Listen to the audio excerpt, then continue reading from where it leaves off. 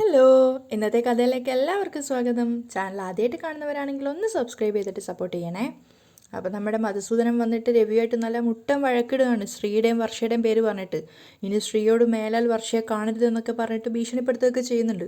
പക്ഷേ രവി ഒട്ടും വിട്ടുകൊടുക്കുന്നില്ല. അയാൾ പറയാണ്, എൻ്റെ മോനോട് എങ്ങനെ സംസാരിക്കണം എന്നൊക്കെ എനിക്ക് നന്നായിട്ട് അറിയാം, താൻ പോയി തൻ്റെ മോളോട് പറ എന്ന് പറഞ്ഞിട്ട് ദേഷ്യത്തോടെ തന്നെയാണ് രവി അവിടുന്ന് പോകുന്നത്. അപ്പം വർഷയുടെ അമ്മ പറയുന്നുണ്ട്, ഞാൻ പറഞ്ഞതല്ലേ ഇയാളോട് സംസാരിക്കാനൊന്നും വരണ്ടെന്ന്, ഇയാൾക്കുള്ള പണി വേറെ കൊടുക്കണം. അയാൾക്കെന്നെ ശരിക്കും മനസ്സിലായിട്ടില്ല എന്ന് മധുസൂദനന് ഒരു അർത്ഥം വെച്ചുകൊണ്ട് സംസാരിക്കുന്നുണ്ട്.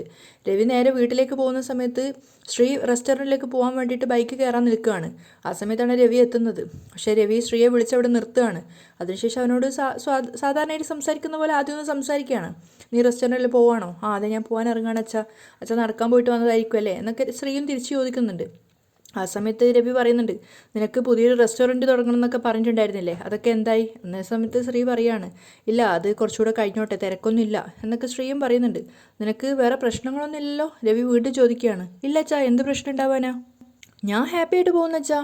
ആ സമയത്ത് രവിയും പറയുന്നുണ്ട്, എനിക്ക് നിന്നെക്കുറിച്ച് നന്നായിട്ട് അറിയാം. നീയായിട്ട് ഒരു കുഴപ്പത്തിലും ചെന്ന് ചാടാറില്ല. ഈ വീട്ടിൽ 1008 പ്രശ്നങ്ങൾ ഉണ്ടായിട്ടുണ്ട്. അത് ഒന്നുകിൽ സ്തുതി ഉണ്ടാക്കുന്നതായിരിക്കും, അല്ലെങ്കിൽ സച്ചി ഉണ്ടാക്കുന്നതായിരിക്കും. ഇനി അവർ രണ്ടുപേരും അല്ലെങ്കിൽ അത് നിൻ്റെ അമ്മ ഉണ്ടാക്കുന്നതായിരിക്കും. നീ കാരണം ഒരു പ്രശ്നം ഇവിടെ ഉണ്ടായിട്ടില്ല. ആ സമയത്ത് ശ്രീ ചോദിക്കുന്നുണ്ട്, എന്താ വെച്ചാൽ ഇപ്പം ഇങ്ങനെയൊക്കെ പറയുന്നേ? ആ മധുസൂദനനെ നിനക്കറിയില്ലേ? ഏത് മധുസൂദനൻ? ശ്രീ ചോദിക്കുകയാണ്. എനിക്ക് പെൻഷൻ തരാതെ തടഞ്ഞു വെച്ചൊരു ഓഫീസറില്ലേ? അത് കേട്ടതും ശ്രീയുടെ മുഖം ഒന്ന് മാറുകയാണ്. അപ്പം രവി വീണ്ടും പറഞ്ഞു കൊടുക്കുന്നുണ്ട്, ഇപ്പോൾ കോർട്ടിൽ കേസ് പറഞ്ഞിട്ട് ഞാൻ തോൽപ്പിച്ചയാൾ. അയാളും ഞാനും തമ്മിലുള്ള പ്രശ്നം നിനക്കറിയാവുന്നതല്ലേ? അന്ന് എൻ്റെ റിട്ടയർമെൻറ്റ് ഫംഗ്ഷനിൽ നീ ഉണ്ടായിരുന്നതല്ലേ? ശ്രീ ഒന്നും മറുപടി പറയാതെ അച്ഛൻ പറയുന്നത് കേട്ട് നിൽക്കുകയാണ്. ആ സമയത്ത് രവി ചോദിക്കുന്നുണ്ട്, ആ മധുസൂദനൻ്റെ മകളെ നിനക്കറിയോ? അച്ഛാ, അത് ശ്രീ പരുങ്ങാണ്. അപ്പം രവി പറയുന്നുണ്ട്, അപ്പം നിനക്കറിയാം, അവളെൻ്റെ ഫ്രണ്ടാണ് അച്ഛാ. അപ്പം രവി പറയുന്നുണ്ട്, അയാളുടെ മകൾ നിൻ്റെ ഫ്രണ്ടാണെന്ന് ഇത്രയും കാലമായിട്ട് നീ എന്നോട് പറഞ്ഞില്ലല്ലോ മോനെ. അച്ഛാ, വർഷയും ഞാനും ഈ അടുത്ത കാലത്താണ് പരിചയപ്പെടുന്നത്. അവള് മധുസൂദൻ എന്ന് പറഞ്ഞ ആളുടെ മകളാണെന്ന് ഈ അടുത്ത ദിവസമാണ് ഞാൻ അറിയുന്നത്. അത് മനസ്സിലായിട്ടെന്നോണം തന്നെ രവി പറയുന്നുണ്ട്, അയാളത്ര നല്ല ആളൊന്നുമല്ല. എനിക്ക് പെൻഷൻ തരാതെ എന്നെ ബുദ്ധിമുട്ടിച്ചു, കഷ്ടപ്പെടുത്തി. അങ്ങനെ ഒരാളുടെ മകളുമായിട്ട് നീ അപ്പോഴേക്കെന്നെ ശ്രീ ഇടയിൽ കയറുകയാണ്. അച്ഛാ, വർഷം നല്ലവളാ. അന്ന് സച്ചേട്ടനെ പോലീസ് സ്റ്റേഷനിൽ നിന്നും ഇറക്കാൻ സഹായിച്ചത് അവളാ. അപ്പം രവി പറയുന്നുണ്ട്, അതിനൊരു നന്ദി പറഞ്ഞാൽ പോരെ, അതിനപ്പുറം ഒരു ബന്ധവും വേണ്ട. അപ്പോഴും ശ്രീ പറയുന്നുണ്ട്, അവൾ എൻ്റെ ഒരു ഫ്രണ്ട് മാത്രമാണ് അച്ഛാ. അപ്പം രവി പറയാണ്, ഈ മധുസൂദനനെ എനിക്ക് നന്നായിട്ടറിയാം. ഇനി ഇത് തുടർന്നാൽ അയാളിത് വേറെ രീതിയിൽ കൈകാര്യം ചെയ്യും. അപ്പോൾ അത് വലിയ വിഷയമാവും. കുറ്റം മോൻ്റെ തലയിൽ മാത്രമാവും, നഷ്ടവും. ശ്രീ ഒന്നും പറയാതെ തലതാഴ്ത്തുകയാണ്. അപ്പം രവി പറയുന്നുണ്ട്, എന്തിനാടാ മോനെ വെറുതെ? അവളുമായിട്ടോ ആ കുടുംബവുമായിട്ടോ ഇനി നമുക്കൊരു ബന്ധവും വേണ്ട. ആ കുട്ടിയെ കാണുകയോ സംസാരിക്കുകയോ ഇനി ചെയ്യരുത്. അപ്പോൾ ശ്രീ വീണ്ടും പറയാൻ നോക്കുന്നുണ്ട്, അത് അവളെൻ്റെ വെറൊരു ഫ്രണ്ട് മാത്രമാണെന്ന് ഞാൻ പറഞ്ഞല്ലോ. അതിനുശേഷം രവി പറയുന്നുണ്ട്, ഞാൻ പറഞ്ഞത് നിനക്ക് മനസ്സിലായി കാണുമെന്ന് കരുതുന്നു. അതിന് ശ്രീ മറുപടിയൊന്നും പറയുന്നില്ല. രവി അകത്തേക്ക് പോയിട്ടുണ്ടായിരുന്നു. വീണ്ടും തിരിച്ചു വന്നിട്ട് ശ്രീയോട് പറയാണ്, ഡാ, ഈ വിഷയം ഇനി സച്ചി അറിയണ്ട. അറിഞ്ഞാൽ എന്താ ഏതാ നോക്കാതെ അവൻ കയറി ഇടപെടും. ശ്രീക്ക് എന്താ ചെയ്യേണ്ടതെന്നൊരു രൂപം ഉണ്ടായിരുന്നില്ല. അവൻ അവിടുന്ന് ബൈക്കെടുത്ത് ഇറങ്ങുകയാണ്. രവി അകത്തേക്ക് കയറി വരുമ്പോൾ കാണുന്നത് ചന്ദ്ര ടേബിൾ തുറക്കുന്നതാണ്. അത് കണ്ടതും അയാൾ പറയുന്നുണ്ട്, ആ, ഇന്ന് കാക്ക മലന്ന് പറക്കും. അപ്പോൾ ചന്ദ്ര തിരിച്ചു പറയുന്നുണ്ട്, അതെന്താ കാക്കയ്ക്ക് നേരെ പറക്കാൻ അറിയില്ലേ? നിങ്ങളോട് പറഞ്ഞോ ഇന്ന് മലർന്ന് പറക്കുന്ന്? അപ്പോൾ രവി പറയുന്നുണ്ട്, അല്ല, ഇന്ന് നേരത്തെ എഴുന്നേറ്റത് കണ്ടിട്ട് പറഞ്ഞു പോയതാ. നേരത്തെ എഴുന്നേക്കാതെ ഇവിടുത്തെ ജോലിയൊക്കെ നിങ്ങൾ ചെയ്യുമോ? രേവതി അവളുടെ വീട്ടിൽ പോയി താമസിക്കുകയല്ലേ, എല്ലാ ജോലിയും ഞാൻ തന്നെ ചെയ്യണം. അത് കേട്ടതും ചിരിച്ചുകൊണ്ട് രവി പറയുന്നുണ്ട്, നീ പറയുന്നത് കേട്ടാൽ തോന്നും രേവതി അവളുടെ ഇഷ്ടത്തിന് അവളുടെ വീട്ടിൽ പോയി നിൽക്കുകയാണെന്ന്. നീ തന്നെയല്ലേ അവളുടെ അമ്മയെ വിളിച്ചിട്ട് അങ്ങോട്ട് കൂട്ടിക്കൊണ്ടു പോകുമെന്ന് പറഞ്ഞത്? അപ്പം ചന്ദ്ര പറയുന്നുണ്ട്, അവളോടല്ലേ പോവാൻ പറഞ്ഞത്, അല്ലാതെ അവളുടെ ഭർത്താവിനോട് പിന്നാലെ പോയി അവിടെ താമസിക്കാൻ പറഞ്ഞില്ലല്ലോ. സച്ചി എന്തിനാ അവിടെ പോയി താമസിക്കുന്നേ? അവനെ വിളിച്ചിട്ട് പെട്ടെന്ന് വരാൻ പറയേ. അത് കേട്ടതും രവിക്ക് കാര്യം മനസ്സിലായി. അയാളിങ്ങനെ തലയാനക്കുകയാണ്. ആ സമയത്ത് ചന്ദ്രക്ക് മനസ്സിലായി അയാൾ മനസ്സിലാക്കി എന്നുള്ളത്. അപ്പം ചന്ദ്ര ചോദിക്കുന്നുണ്ട്, നിങ്ങളെന്തിനാ എൻ്റെ മുഖത്തേക്ക് നോക്കി നിൽക്കുന്നേ? ഫോൺ വിളിച്ച് വരാൻ പറ അവനോട്. അപ്പം രവി പറയുന്നുണ്ട്, ഇന്നേ വരെ സച്ചി എവിടെ പോകുന്നു, എന്തിനു പോകുന്നു എന്നൊന്നും നീ അന്വേഷിക്കാറില്ല. ഇപ്പം എന്താ പെട്ടെന്ന് നിനക്ക് അവൻ്റെ കാര്യത്തിൽ ഇത്ര ശ്രദ്ധ? അതുകൊണ്ട് നോക്കിപ്പോയതാ. അപ്പം ചന്ദ്ര പറയാണ്, മുറ എന്നൊന്നില്ലേ, അതുകൊണ്ട് പറഞ്ഞതാ. ഭാര്യയും ഭർത്താവും അവരവരുടെ വീട്ടിൽ തനിയേ നിൽക്കണം. രവി കളിയാക്കിക്കൊണ്ട് തലയനക്കുന്നുണ്ട്. ആ സമയത്ത് ചന്ദ്ര പറയാണ്, അവൻ മുറ തെറ്റിച്ചു, നിങ്ങൾ അവനെ വിളിച്ചൊന്ന് വരാൻ പറയ്. അത് കേട്ടതും രവി പരിഹസിക്കുന്നുണ്ട്. അവന്റെ കാര്യത്തിൽ നിനക്കിപ്പോൾ ഉള്ള ശ്രദ്ധ എന്താണെന്ന് എനിക്ക് മനസ്സിലായേ. അപ്പോഴേക്കും സച്ചിയുടെ കാറ് വരുന്ന ശബ്ദം കേൾക്കാണ്. അപ്പം രവി പറയുന്നുണ്ട്, ഇനി നീ പേടിക്കണ്ട, അവൻ വന്നല്ലോ. അത് കേട്ടതും ചന്ദ്രയ്ക്ക് സന്തോഷമാവാണ്. അവർ മനസ്സിൽ വിചാരിക്കുന്നുണ്ട്, ആ പൂ കെട്ടുന്നവളെ വിളിച്ച് ഭീഷണിപ്പെടുത്തിയത് നന്നായി. എന്നെ പേടിച്ച് അവനെ ഇങ്ങോട്ടേക്ക് തള്ളി വിട്ടതാ, എന്നോടാ കളി. അപ്പോഴേക്കും സച്ചി അകത്ത് വന്നിട്ട് അച്ഛനെ അഭിസംബോധന ചെയ്യാണ്. എന്തൊക്കെയുണ്ടടാ എന്നൊക്കെ രവി ചോദിക്കുമ്പോഴേക്കും സച്ചി പുറത്തോട്ടേക്ക് നോക്കിയിട്ട് പറയുന്നുണ്ട്, എന്താ അവിടെ നിൽക്കുന്നേ, അകത്തേക്ക് വാ. അപ്പോൾ രവിയും ചന്ദ്രയും പരസ്പരം നോക്കിയിട്ട് രവി ചോദിക്കുന്നുണ്ട്, ആരടാ അത്? നമുക്ക് വേണ്ടപ്പെട്ട ഒരാളാ അച്ഛാ. സച്ചി പറയുന്നുണ്ട്, വേണ്ടപ്പെട്ട ഒരാളോ, അതാരാ? സച്ചി വീണ്ടും പറയാണ്, കേറി വാ. അപ്പോഴേക്കും രേവതി പേടിയോടുകൂടി അകത്തേക്ക് വരുന്നുണ്ട്. രേവതിയെ കണ്ടത് ചന്ദ്ര ശരിക്കും ഞെട്ടുകയാണ്. പക്ഷേ രവിക്ക് സന്തോഷമാവുന്നുണ്ടായിരുന്നു. സച്ചിയും രവിയും നിറഞ്ഞ ചിരിയോടെ നോക്കുന്ന സമയത്ത് ചന്ദ്ര ദേഷ്യത്തോടെയാണ് അടിമുടി രേവതിയെ വീക്ഷിക്കുന്നത്. അപ്പോഴാണ് രേവതിയുടെ കയ്യിൽ ആ ബാഗും കൂടെ കാണുന്നത്. രേവതി ബാഗും പിടിച്ചിട്ട് അവിടെ തന്നെ നിൽക്കുകയാണ്. ആ സമയത്ത് സച്ചി അമ്മയെ ഒന്ന് നോക്കുന്നുണ്ട്. അപ്പോൾ രേവതിയോട് ചോദിക്കുകയാണ് ചന്ദ്ര, നീ എന്താ ഇവിടെ? രേവതി അല്പം ഭയത്തോടെ നിൽക്കുമ്പോൾ സച്ചി രവിയോട് പറയുന്നുണ്ട്, അച്ഛാ, അമ്മ എന്താ ആദ്യമായിട്ട് വീട്ടിൽ വരുന്നവരോട് ചോദിക്കുന്ന പോലെ ചോദിക്കുന്നേ? അപ്പോഴേക്കും രവി പുറത്തേക്ക് നോക്കിയിട്ട് പറയാണ്, മോളെ, നീ എന്താ അവിടെ തന്നെ നിൽക്കുന്നേ, ഇങ്ങോട്ടേക്ക് കയറി വാ. അപ്പോഴേക്കും രേവതി കയറി വരികയാണ്. അച്ഛാ സുഖാണോ? സുഖം അമ്മേ എന്ന് വിളിക്കുമ്പോഴേക്കും ചന്ദ്ര പറയുന്നുണ്ട്, എന്തൊക്കെ ഇവിടെ നടക്കുന്നേ? അപ്പോൾ സച്ചി കളിയാക്കുകയാണ്, ഇവിടെ ആരും നടക്കുന്നില്ല, ഇവിടെ 4 പേര് നിൽക്കുന്നേ ഉള്ളൂ. അപ്പോൾ ചന്ദ്ര ചോദിക്കുന്നുണ്ട്, ഡാ, നീ എന്തിനാ ഇവളെ ഇങ്ങോട്ടേക്ക് കൂട്ടിക്കൊണ്ട് വന്നേ? അപ്പോൾ സച്ചി ചോദിക്കുകയാണ്, അമ്മ പറഞ്ഞ കേട്ടാത്തൊന്നും ഞാൻ വേറെ ഏതോ പെണ്ണിയാ കൂട്ടിക്കൊണ്ട് വന്നേന്ന്, ഇതെൻ്റെ ഭാര്യയാ.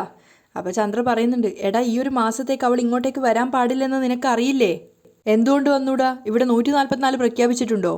സച്ചി വിട്ടുകൊടുക്കുന്നില്ല. അപ്പോൾ ചന്ദ്ര പറയുന്നുണ്ട്, രവിയേട്ടാ, എന്തൊക്കെ ഇവനീ കാണിച്ചിരിക്കുന്നേ? അപ്പോൾ ചന്ദ്ര രേവതിയോട് പൊട്ടിത്തെറിക്കുകയാണ്, എന്താടി കുന്തം വിഴിഞ്ഞ പോലെ നിൽക്കുന്നേ? ഈ ഒരു മാസം കഴിഞ്ഞ് നീ ഇങ്ങോട്ടേക്ക് വരാവൂ, എന്തിനാ ഇപ്പോൾ വന്നേ? അപ്പോൾ രേവതി സച്ചിയെ നോക്കുമ്പോൾ സച്ചി പറയുന്നുണ്ട്, ഇവൾ ഇപ്പോൾ വന്നതുകൊണ്ട് അമ്മയ്ക്ക് എന്താ പ്രശ്നം? എടാ, ഇവളെ കൂട്ടിക്കൊണ്ടുവരാൻ ആടിമാസം കഴിഞ്ഞില്ലല്ലോ. അപ്പോൾ സച്ചി പറയുന്നുണ്ട്, ആടിമാസം കഴിയാത്തത് ഞങ്ങളുടെ കുറ്റമല്ല. അപ്പോഴേക്കും ചന്ദ്ര പറയുന്നുണ്ട്, നീ മുറ തെറ്റിച്ചു, ആടിമാസം കഴിയാതെ നീ ഇവളെ കൂട്ടിക്കൊണ്ട് വന്നത് തെറ്റാ എന്ന് പറഞ്ഞിട്ട് സച്ചിയെ പിടിച്ച് തള്ളുകയാണ്. സച്ചി നേരെ പോയിട്ട് രേവതിയുടെ മേലെയാണ് വീഴുന്നത്. അപ്പോൾ രേവതി സച്ചിയെ പിടിച്ചു വെക്കുന്നുണ്ട്. ആ സമയത്ത് ചന്ദ്ര ഇതൊന്നും അറിയുന്നുണ്ടായിരുന്നില്ല. സച്ചി വീഴാൻ പോകുന്ന കണ്ടിട്ട് രവി വിളിക്കുകയാണ്. പക്ഷേ രേവതി അവനെ പിടിച്ചു വെച്ച് കണ്ടപ്പോൾ രവിയുടെ മുഖത്ത് പുഞ്ചിരി ഉണ്ടായിരുന്നു. അതൊന്നും കാണാതെയാണ് ചന്ദ്ര പറയുന്നത്, രവിയേട്ടാ, ഇവനെ ഒന്ന് പറഞ്ഞ് മനസ്സിലാക്ക്. രവിയുടെ നിറഞ്ഞ ചിരി കണ്ടപ്പോഴാണ് ചന്ദ്രയെ അങ്ങോട്ടേക്ക് നോക്കുന്നത്. അത് കണ്ടപ്പോൾ അവരുടെ കൺട്രോൾ നല്ലോണം പോയിട്ടുണ്ടായിരുന്നു. അവർ ചോദിക്കുന്നുണ്ട്, ഇതൊന്നും നിങ്ങൾ കാണുന്നില്ലേ? ആടിമാസം കഴിഞ്ഞില്ലല്ലോ രവിയേട്ടാ. ചന്ദ്രക്ക് ആകെ വെപ്രാളാവുകയാണ്. അപ്പോൾ രവി പറയുന്നുണ്ട്, നീ ഇങ്ങനെ കിടന്ന് ആടാതെ ചന്ദ്രയെ, ഞാനൊന്ന് ചോദിക്കട്ടെ. എന്നിട്ട് രവി ചോദിക്കുകയാണ്, മോളെ രേവതി, ഈ ആടിമാസം മുഴുവൻ വീട്ടിൽ നിൽക്കാം എന്നും പറഞ്ഞിട്ടാണല്ലോ നീ ഇവിടുന്ന് പോയേ. അല്ല, ഇനിയിപ്പോൾ പ്രശ്നം എന്തെങ്കിലും ഉണ്ടായോ? എന്നിട്ടാണോ മോളിങ്ങോട്ടേക്ക് തിരിച്ചു വന്നേ? അപ്പോൾ രേവതി പറയുന്നുണ്ട്, പ്രശ്നമൊന്നുമില്ല അച്ഛാ. സച്ചി രേവതിയെ നോക്കിയിട്ട് വീണ്ടും അമ്മയെ നോക്കിക്കൊണ്ട് പറയാണ്, പ്രശ്നമുണ്ട് അച്ഛാ, വയറിൻ്റേത് ഒരു വലിയ പ്രശ്നം തന്നെയാ. എന്താ, നിനക്ക് വയറിന് സുഖമില്ലേ? അതിന് നീ എന്തിനാ ഇവളെയും കൂട്ടിക്കൊണ്ട് വന്നേ? അപ്പോൾ സച്ചി പറയുന്നുണ്ട്, എൻ്റെ അച്ഛാ, അമ്മ എനിക്ക് മര്യാദയ്ക്ക് ഭക്ഷണം ഉണ്ടാക്കി തരുന്നുണ്ടോ? ഇല്ലല്ലോ. ഓ, അപ്പം നിനക്ക് ഭക്ഷണം ഉണ്ടാക്കി തരാനാ നീ രേവതിയും കൂട്ടിയിട്ട് ഇങ്ങോട്ടേക്ക് വന്നതല്ലേ?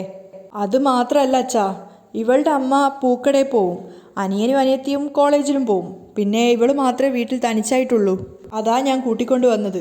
അപ്പോൾ ചന്ദ്ര ചോദിക്കുന്നുണ്ട്, ഇവക്കെന്താ തനിച്ച് നിന്ന? LKG പഠിക്കുന്ന കുട്ടിയാണോ ഇവള്? കല്യാണം കഴിയുന്നത് വരെ ഇവളാ വീട്ടിൽ തനിച്ച് നിന്നില്ലേ, ഇപ്പം എന്താ കുഴപ്പം? ഇവൻ വിളിക്കേണ്ട താമസം നീ ബാഗും തൂക്കി പുറകെ ഇറങ്ങി വന്നു അല്ലേ? നാണം ഉണ്ടോടി നിനക്ക്? സച്ചിക്ക് അവരെ തല്ലാനുള്ള ദേഷ്യം ഉണ്ടായിരുന്നു.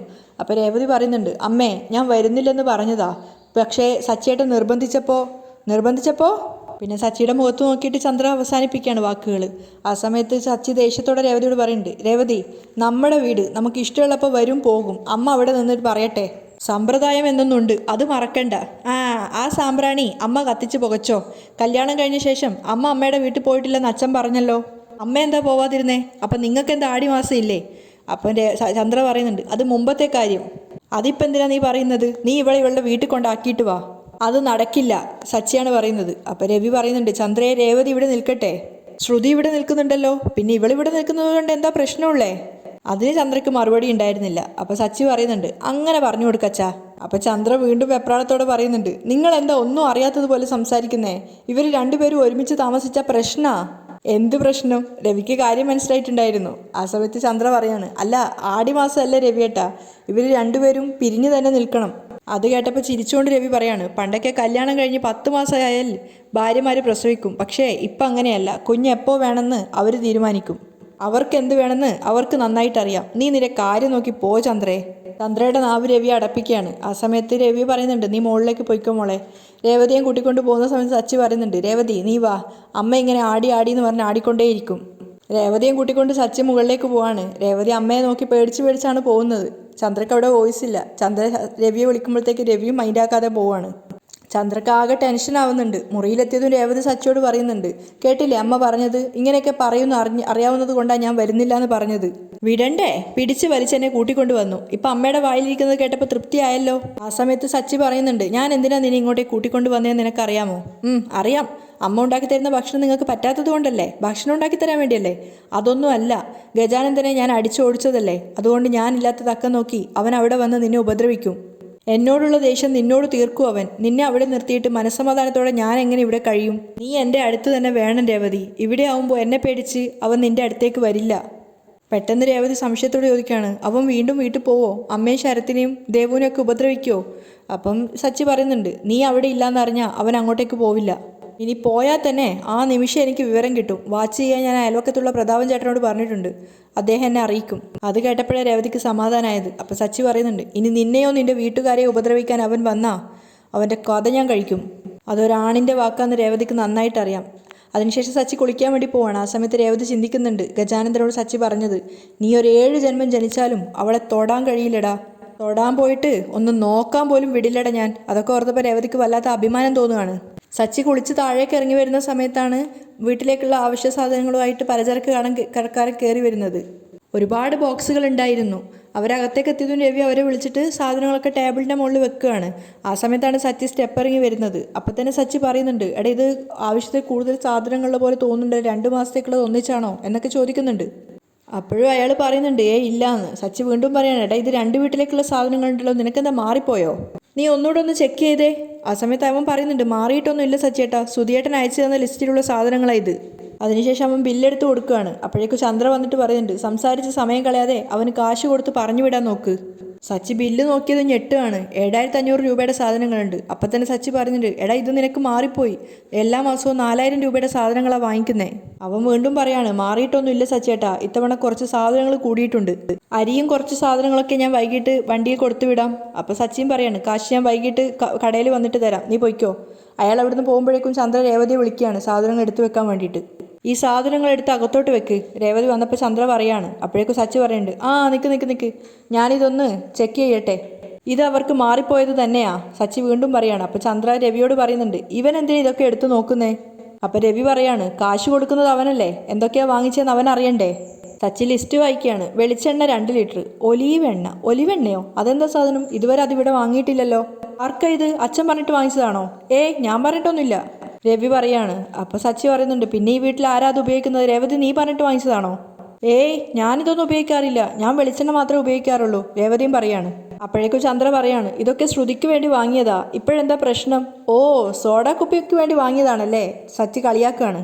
എവിടെയാ സോഡാ കുപ്പി എന്ന് പറഞ്ഞുകൊണ്ട് മുകളിലേക്ക് നോക്കിയിട്ട് ദേഷ്യത്തോടെ വിളിക്കുകയാണ്, ഡാ സോഡാ കുപ്പി ഇറങ്ങി വാടാ. അപ്പോൾ ചന്ദ്ര ചോദിക്കുന്നുണ്ട്, നീ എന്തിനാ അവനെ വിളിക്കുന്നേ? അവൻ വരട്ടെ എന്നിട്ട് പറയാം.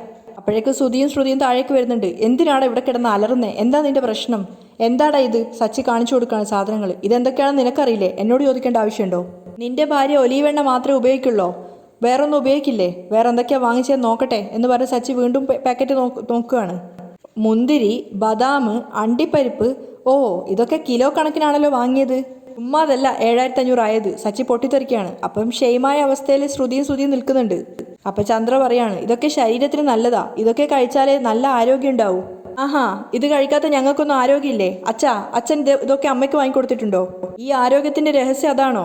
അപ്പം രവി പറയുന്നുണ്ട്, ഞാനിവർക്ക് ഇതൊന്നും വാങ്ങിച്ചു കൊടുത്തിട്ടില്ല. സച്ചി വീണ്ടും അടുത്ത ബോക്സ് പൊട്ടിച്ചു നോക്കുമ്പോൾ അതിലൊക്കെ കോസ്മെറ്റിക് ഐറ്റംസ് ആണ്. ഇതൊക്കെ എന്താ? സച്ചി ഇങ്ങനെ നോക്കുന്നുണ്ട്. അപ്പം ശ്രുതി പറയാണ്, ഇതൊക്കെ ശ്രുതിക്ക് വേണ്ടി വാങ്ങിയതാ, നീ അതൊക്കെ അവിടെ വെക്ക്. ഇവക്ക് വേണ്ടി വാങ്ങിയതാണെന്ന് മനസ്സിലായി, എന്താ ഇതൊക്കെ എന്നാ ചോദിച്ചത്? അതൊക്കെ കോസ്മെറ്റിക്കാ. ശ്രുതി പറയുന്നുണ്ട്, കോമറ്റിക്കോ? അങ്ങനെ പറഞ്ഞ എന്താ രേവതി? അപ്പം രേവതി പറയാണ്, മുഖത്തൊക്കെ തേക്കാനുള്ള സാധനങ്ങളാ. അപ്പം സച്ചി അതൊക്കെ ഇട്ടിട്ട് ബില്ല് നോക്കുകയാണ്. ഇതിന് മാത്രം 1500 രൂപയോ? നിന്റെ ഭാര്യയുടെ മുഖം മറ്റുള്ളവരെ കാണിക്കാൻ ഇത്രയും ചെലവോ? എന്താ നിന്റെ ബ്യൂട്ടി പാർലർ ഇതൊന്നും ഇല്ലേ? അപ്പം ശ്രുതി പറഞ്ഞു കൊടുക്കുന്നുണ്ട്, എടാ വീട്ടിൽ നിന്ന് മേക്കപ്പ് ഇടണമെങ്കിൽ ഇതൊക്കെ വാങ്ങി വെക്കണം. ആ വീട്ടിലിരുന്ന് മേക്കപ്പ് ഇടണമെങ്കിൽ ഇതൊക്കെ വാങ്ങിക്കണം, അവളുടെ ഒറിജിനൽ മുഖം അത്രയ്ക്ക് മോശാ. അപ്പോൾ ശ്രുതി പറയുന്നുണ്ട്, സച്ചി അവൾക്ക് ഇഷ്ടമുള്ളതൊക്കെ വാങ്ങിക്കും, അതിന് നിനക്കെന്താ? ആ അവൾക്ക് ഇഷ്ടമുള്ളത് വാങ്ങിക്കണമെങ്കിൽ അവളുടെ സ്വന്തം കാശിന് വാങ്ങിക്കണം, അല്ലെങ്കിൽ നീ വാങ്ങിച്ചു കൊടുക്കണം. എൻ്റെ കാശിനല്ല വാങ്ങിക്കേണ്ടത്. ഇത്തവണ 3500 രൂപ അധികം വന്നിരിക്കുന്നത് ഇവള് കാരണം. ഒരു വീട്ടിൽ അത്യാവശ്യത്തിന് വേണ്ടുന്ന എല്ലാ സാധനങ്ങളും ഞാൻ വാങ്ങിക്കുന്നുണ്ട്. 4000 രൂപയാണ് എൻ്റെ കണക്ക്. അധിക ചെലവ് എനിക്ക് താങ്ങാൻ പറ്റില്ല. രേവതി, ഈ സാധനങ്ങളൊക്കെ എടുത്ത് മാറ്റിവെക്ക്. ബോക്സ് തിരിച്ചു കൊടുക്കണം. അപ്പോഴേക്കും ചന്ദ്ര ഇടപെടുകയാണ്. അതൊക്കെ ശ്രുതിക്ക് വേണ്ടി വാങ്ങിച്ചതാണെന്ന് പറഞ്ഞില്ലേ, തിരിച്ചു കൊടുക്കാനൊന്നും പറ്റില്ല. അപ്പം സച്ചി പറയുന്നുണ്ട്, ഇവക്ക് വേണമെങ്കിൽ ഇവൻ വാങ്ങിക്കൊടുക്കട്ടെ, ജോലിക്ക് പോകുന്നുണ്ടല്ലോ, എനിക്കൊന്നും പറ്റില്ല. അപ്പം രവി പറയുന്നുണ്ട്, എടാ സച്ചി വാങ്ങിപ്പോയില്ലേ, ഇനി വിട്. അപ്പം സച്ചി പറയാണ്, അച്ഛാ അത്യാവശ്യമുള്ള സാധനങ്ങൾ വാങ്ങിക്കോട്ടെ, എനിക്ക് പ്രശ്നമില്ല. എല്ലാവർക്കും വേണ്ടി വീട്ടു ചെലവ് ചെയ്യുന്നതിൽ എനിക്ക് സന്തോഷമേ ഉള്ളൂ. പക്ഷെ അനാവശ്യ ചെലവ് അത് പറ്റില്ലെന്നേ ഞാൻ പറഞ്ഞുള്ളൂ. അപ്പോൾ ശ്രുതി പറയുന്നുണ്ട്, ഞാൻ എന്താ അനാവശ്യ ചെലവ് ചെയ്തു എന്നാ ഈ പറയുന്നേ? നട്ട്സൊക്കെ വാങ്ങിച്ചത് എനിക്ക് മാത്രം കഴിക്കാനല്ല, എല്ലാവർക്കും കഴിക്കാനാ. അപ്പൊ സച്ചി പറയുന്നുണ്ട്, ദിവസവും ഇത് കഴിച്ചിട്ടൊന്നല്ല ഞങ്ങൾ ജീവിച്ചത്, വല്ലപ്പോഴും കുറച്ച് ഗ്രാം കണക്കിന് വാങ്ങിക്കും, നീ എന്തിനാ കിലോ കണക്കിന് വാങ്ങിച്ചേ? അപ്പൊ ചന്ദ്ര പറയുന്നുണ്ട്, നീ എന്തിനാ അവൾക്ക് നേരെ ഒച്ച വെക്കുന്നേ? ഇതിന്റെ കാശ് നിങ്ങൾ കൊടുക്കോ? ചന്ദ്രയോട് ചോദിക്കണം. അതിനുശേഷം ശ്രുതിയോട് പോന്ന് ചോദിക്കുന്നുണ്ട്, നീ കൊടുക്കോ? പിന്നെ ശ്രുതിയോട്, നീ കൊടുക്കോ? അപ്പൊ രവി ഇടപെടുകയാണ്, മോനെ നീ ദേഷ്യപ്പെടാതെ. എങ്ങനെ ദേഷ്യം വരാതിരിക്കുവച്ചാ? എനിക്ക് വലിയ വരുമാനമൊന്നുമില്ല, രാത്രിയും പകലെന്നില്ലാതെ വണ്ടി ഓടിച്ചാൽ ഇത്രക്കേ കിട്ടുന്നുള്ളൂ. ഒരേ ഇരിപ്പിരിക്കുന്നതിനാൽ പുറം വേദനയും നടുവേദനയും ഒക്കെ ഉണ്ട്. രാത്രി ചിലപ്പോൾ ഉറങ്ങാൻ പോലും കഴിയാറില്ല. വല്ല കുഴമ്പോ മരുന്നോ ഒക്കെ പുരട്ടി അഡ്ജസ്റ്റ് ചെയ്യും. എനിക്ക് എൻ്റെ മരുന്നിനേക്കാളും വലുത് വീട്ടിലുള്ളവരുടെ ഭക്ഷണമാണ്. അതുകൊണ്ട് ഞാൻ ഹോസ്പിറ്റലിൽ പോലും പോവാറില്ല. എല്ലാ വീട്ടിലും ഇങ്ങനെ ഒരുത്തനുണ്ടാവും, കാശ് ചെലവാക്കാൻ വേണ്ടി മാത്രം ജനിച്ചവൻ. സച്ചി സങ്കടത്തോടെ പറയാണ്. അത് കേട്ടപ്പോൾ രേവതിക്കും രവിക്കും സങ്കടമാവുന്നുണ്ട്. പക്ഷേ ബാക്കി എല്ലാവരുടെയും മുഖത്ത് വലിയൊരു പുച്ഛം തന്നെയാണ്. അങ്ങനെയാണ് ഇന്നത്തെ എപ്പിസോഡ് വൈൻഡപ്പ് ചെയ്യുന്നത്.